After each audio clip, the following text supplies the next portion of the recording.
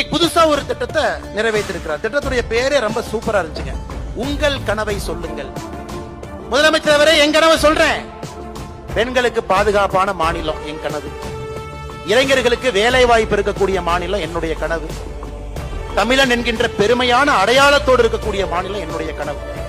இந்த 3 கனவும் நடக்க வேண்டும் என்றால் என்னுடைய கனவான திராவிட முன்னேற்ற கழகம் 2026 ஆட்சியில் இருக்கக்கூடாது. எங்க கனவு எழுதி வச்சு இதுக்கு ஒரு திட்டம் போட்டு உங்கள் கனவை சொல்லுங்கள் என்று வீதி வாய்ப்பு எங்க எத்தனை பேப்பர்ல கேட்டாலும் இதான சொல்ல போறாங்க. புதுசா என்ன சொல்ல போறாங்க? உங்கள் கனவை சொல்லுங்கன்னா புதுசா என்ன சொல்ல போறாங்க? நீங்க ஆட்சியில் இருக்க வேண்டாங்க ஐயா, அதாங்க எங்க கனவுன்னு 99 பேர் சொல்ல போறாங்க. ஏன்னா இதற்கு முன்பு 2021 தேர்தலுக்கு முன்பு ஒரு பெட்டியை தூக்கிட்டு ஊர் ஊரா சுத்தினார்.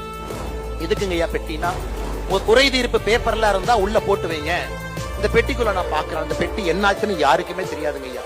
திராவிட முன்னேற்ற கழகத்தினுடைய ஆட்சியில உண்டியல்ல காசு போட்டா எப்படியோ அப்படிதான் அந்த பெட்டியில போட்ட பெட்டிஷன். பெட்டியில போட்ட பெட்டிஷனுக்கு மரியாதை இல்ல. திராவிட முன்னேற்ற கழகத்தினுடைய ஆட்சியில உண்டியல்ல போட்ட காசுக்கு மரியாதை.